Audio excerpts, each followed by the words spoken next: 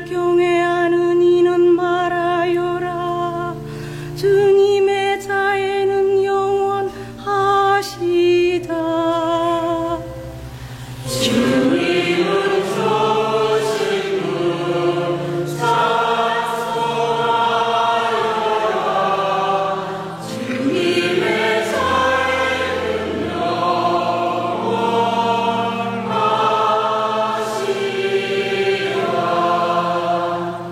집 짓는 이들이 내버린 돌 모퉁이의 머릿돌이 되었네. 주님이 이루신 일 우리 눈에는 놀랍기만 하네. 이 날은 주님이 마련하신 날, 이 날을 기뻐하며 즐거워하세. 주님은 좋으신 분 찬송하여라. 주님의 자애는 영원하시다. 주님 구원을 베풀어 주소서. 주님 번영을 이루어 주소서. 주님의 이름으로 오는 이는 복되어라. 우리는 주님의 집에서 너희에게 축복하노라. 주님의 하느님 우리를 비추시네. 주님은 좋으신 분 찬송하여라. 주님의 자애는 영원하시다.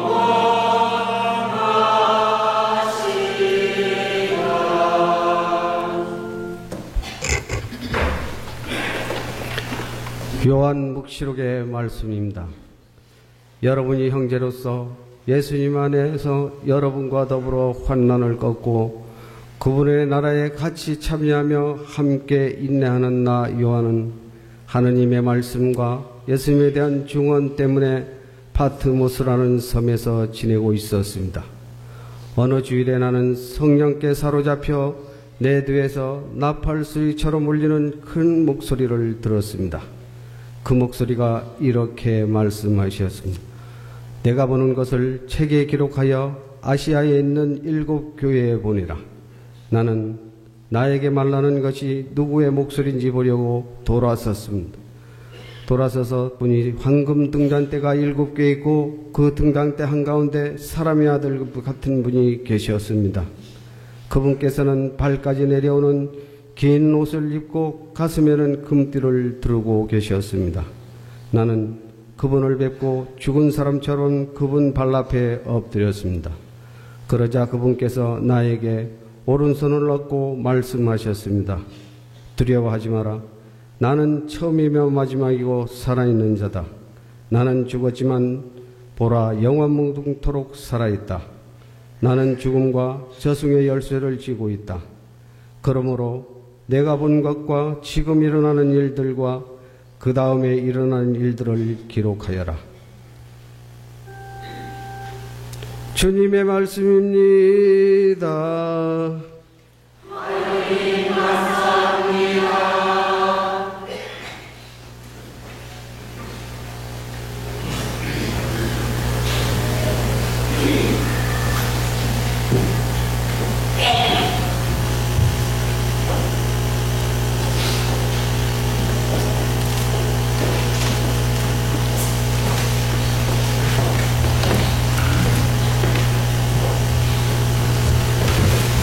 모두 일어서십시오.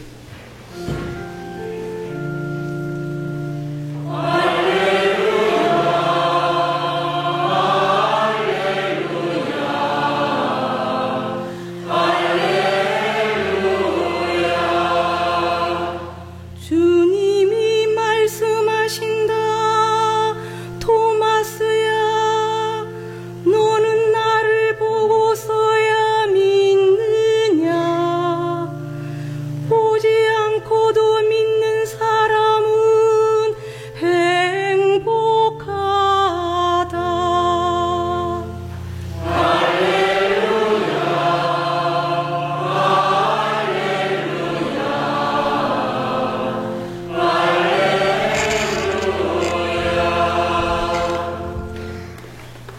주님께서 여러분과 함께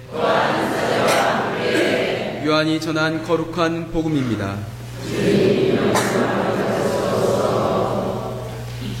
그날 곧 주간 첫날 저녁이 되자 제자들은 유다인들이 두려워 문을 모두 잠가 놓고 있었다.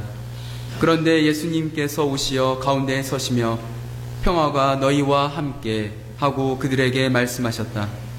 이렇게 말씀하시고 나서 당신의 두 손과 옆구리를 그들에게 보여주셨다. 제자들은 주님을 뵙고 기뻐하였다. 예수님께서 다시 그들에게 이르셨다. 평화가 너희와 함께. 아버지께서 나를 보내신 것처럼 나도 너희를 보낸다. 이렇게 이르시고 나서 그들에게 숨을 불어넣으며 말씀하셨다. 성령을 받아라. 너희가 누구의 죄든지 용서해 주면 그가 용서를 받을 것이고 그대로 두면 그대로 남아있을 것이다. 12 제자 가운데 하나로서 쌍둥이라고 불리는 토마스는 예수님께서 오셨을 때에 그들과 함께 있지 않았다. 그래서 다른 제자들이 그에게 우리는 주님을 배웠소 하고 말하였다. 그러나 토마스는 그들에게 나는 그분의 손에 있는 못자국을 직접 보고 그 못자국에 내 손가락을 넣어보고 또 그분 옆구리에 내 손을 넣어보지 않고는 결코 믿지 못하겠소 하고 말하였다. 여드레 뒤에 제자들이 다시 집안에 모여 있었는데 토마스도 그들과 함께 있었다. 문이 다 잠겨 있었는데도 예수님께서 오시어 가운데에 서시며 평화가 너희와 함께 하고 말씀하셨다. 그러고 나서 토마스에게 이르셨다. 내 손가락을 여기 대보고 내 손을 보아라. 내 손을 뻗어 내 옆구리에 넣어 보아라. 그리고 의심을 버리고 믿어라. 토마스가 예수님께 대답하였다. 저의 주님, 저의 하느님. 그러자 예수님께서 토마스에게 말씀하셨다. 너는 나를 보고서야 믿느냐? 보지 않고도 믿는 사람은 행복하다. 예수님께서는 이 책에 기록되지 않는 다른 많은 표징도 제자들 앞에서 일으키셨다. 이것들을 기록한 목적은 예수님께서 메시아시며 하느님의 아드님이심을 여러분이 믿고 또 그렇게 믿어서 그분의 이름으로 생명을 얻게 하려는 것이다. 주님의 말씀입니다. 그리스도님 참여합니다.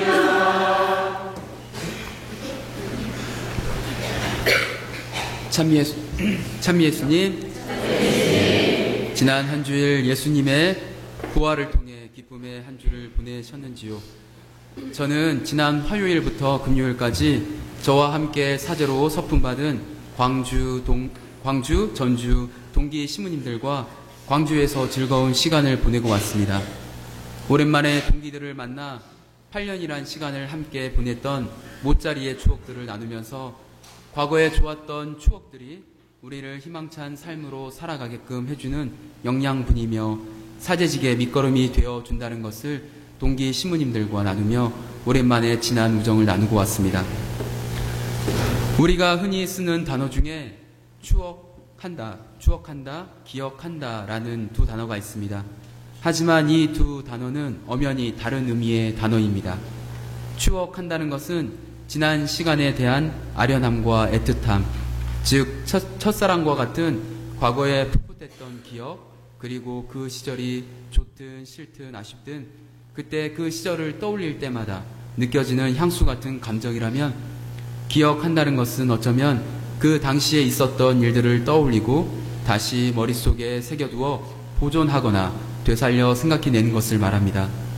곧 과거에 있었던 역사적 사실들에 대한 기억을 거슬러 올라가는 것이 기억이라 할 수 있습니다. 예를 들어 본다면 얼마 전 유행했던 드라마 응답하라 1988에서 혹시 내가 그 시절을 떠올리며 그때 모두 다 저렇게 살았었지 라고 향수에 젖어 그때의 감정들이 되살아나는 것을 추억이라고 한다면, 드라마에서 쓰였던 소품들을 보면서 맞다 저런 것도 있었지 라며 그 당시의 물건, 소품들을 머릿속에서 끄집어내는 것을 기억이라고 할 수 있겠습니다. 어쩌면 오늘 우리는 이 미사를 통해 우리가 추억해야 할 것이 아니라 기억해야 할 것이 있습니다. 바로 68년 전 4월 3일 날 일어났던 끔찍한 사건의 시작일 것입니다. 왜냐하면 4.3의 기억은 아련한 추억이 아닌 진실을 밝혀내야 할 일들이기 때문입니다. 즉 4.3 사건은 과거의 향수가 아닌 그때의 일들을 현재를 살아가는 우리들이 다시 재조명해 보면서 마치 바둑의 경기가 끝나고 그 경기를 다시 복귀해 나가는 일이라 할 수 있을 것입니다. 그리하여 그때의 사건이 우리가 살아가는 이 삶의 자리에 어떠한 연관이 있는지, 그리고 우리가 살아갈 미래에는 어떤 영향을 미칠지 성찰해내야 할 일입니다. 지난 2014년 강우일 주교님께서 쓰셨던 기억하라 연대하라 라는 책이 있습니다. 이 책에서 주교님께서는 4.3 사건에 대해서 이렇게 말씀하십니다. 4.3 사건은 남로당 무장 세력이 경찰서를 습격하여 시작되었지만 그 대응 과정에서 국가의 공권력이 무장 세력 이외의 민간인들을 정당한 재판도 없이 무차별 학살한 제노사이드에 준하는 사건이었다라고 하십니다. 즉 국가 간의 전쟁이 일어나는 상황에서도 민간인을 죽이는 것은 인간의 도리가 아닌데 3만여 명이나 되는 무고한 제주 도민들을 학살한 행위는 결코 옳은 행위가 아니었음이 분명하게 드러났다는 것입니다. 하지만 그럼에도 불구하고 과거와 현재의 정부는 4.3 사건에 대한 진실된 모습으로 진상규명을 하고 있지는 않습니다. 그러하기에 우리 신앙인들은 이러한 역사적 사실과 진실에 관심을 보여야 하며 다시는 이러한 일들이 일어나지 않도록 지속적으로 진상규명에 힘써야 한다는 것입니다. 그렇다면 이러한 역사의 아픔과 이해할 수 없는 사건들이 계속해서 되풀이되지 않기 위해서는 어떻게 해야 하겠습니까? 이에 대한 물음은 제가 영상 하나를 신자분들께 보여드리고 난 후에 나눠보도록 하겠습니다.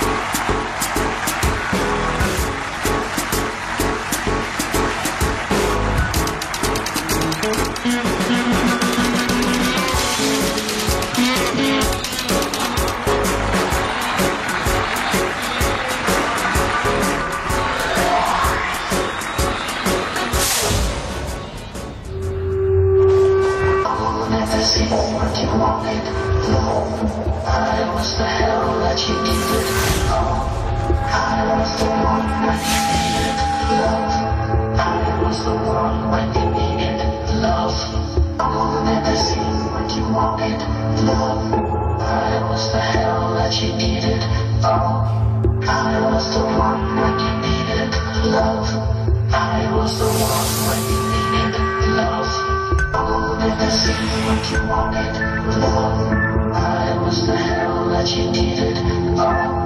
I was the one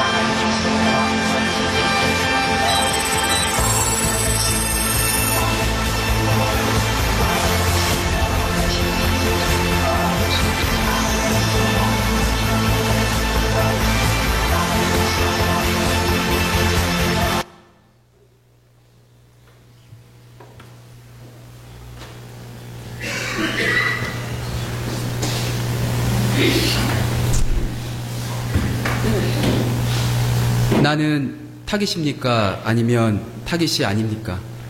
이제 열흘 있으면 제20대 국회의원 선거입니다. 우리들이 굳이 정치인이 되지 않아도 지금의 불합리한 현실을 바꿀 수 있는 강력한 무기는 바로 선거권이라 할 수 있습니다. 우리 개개인의 목소리를 이 사회에 전달할 수 있는 효과적인 정치 참여 도구는 정치적 결정에 직접 참여할 수 있게 하는 형태인 투표라고 생각합니다. 우리에게 부여된 투표권을 행사하지 않고 사회에 대한 불만만 늘어놓는다면 우리 사회는 결코 변하지 않을 것입니다. 우리가 이 사회를 모든 국민이 살기 좋은 사회로 바꾸기 위해서는 참여해야 합니다. 사회교리 189항에 보면 참여는 모든 사람이 책임을 가지고 공동선을 위하여 의식적으로 이행하여야 할 의무라고 합니다. 그래서 지금까지의 권력층, 곧 통치 임무를 맡은 이들의 활동을 평가하고 그들이 충분한 역할을 수행하지 못할 경우 다른 정치인으로 바꿈으로써 지금보다 더 밝은 내일의 희망을 우리 자녀들에게 열어주어야 합니다.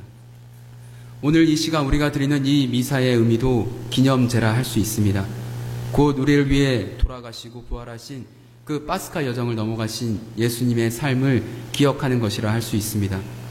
오늘 복음에서 예수님께서는 유다인들이 두려워 문을 모두 잠가놓고 있던 제자들에게 나타나시면서 평화가 너희와 함께 하고 말씀하십니다. 이는 예수님께서 제자들이 느끼고 있는 두려움의 벽과 나약한 믿음의 벽을 허물고 그들 앞에 서셨다는 것을 의미합니다. 그리고 그들에게 평화의 인사를 건네십니다. 예수님께서는 이미 죽음이라는 어둠을 넘어 평화 그 자체로 우리들에게 오십니다. 그리고 유다인들이 무섭고 두려워 떨고 있는 제자들에게 이제 용기를 갖고 그들 앞에서 당당하게 살 것을 당부하시며 말씀하십니다. 자, 그렇다면 제자들이 예수님을 죽음으로 몰아넣은 그 유다인들 앞에 당당하게 설 수 있는 것은 바로 무엇일까요? 그것은 권력과 권위가 아닙니다. 바로 용서와 화해였습니다. 그렇습니다. 용서와 화해가 선행되어야만이 4.3의 아픔을 간직한 이 제주의 얼어붙은 땅에도 진정한 봄의 평화를 이룰 수 있는 것입니다. 그러하기에 우리는 평화의 노력을 하기 위해서 무엇보다 우리의 삶에 관심을 보여야 하겠습니다. 사랑하는 형제자매 여러분, 우리가 살아가는 이 땅에 유기적으로 연관되어 있지 않는 일들은 하나도 없습니다. 우리는 마치 삶을 이분법적인 눈으로 바라보고 있지는 않는지 성찰해 보아야 하겠습니다. 과거와 현재와 미래를 연결해 주는 것은 나라는 존재입니다. 그리고 세상과 교회와 가정을 연결해주는 매개체도 바로 나 자신입니다. 그러하기에 나의 무관심은 바로 평화를 깨트리는 행위이기도 합니다. 역사에 대한 무관심, 미래에 대한 무관심, 가정에 대한 무관심, 신앙에 대한 무관심은 나와 우리들의 평화를 소멸시키는 행동입니다. 마지막으로 프란치스코 교종의 말씀으로 강론을 마쳐보도록 하겠습니다. 그리스도인들에게 정치에 참여하는 것은 일종의 의무입니다. 우리 그리스도인들은 빌라도와 같은 행동, 다시 말해 손을 씻으며 뒤로 물러나는 짓을 할 수 없습니다.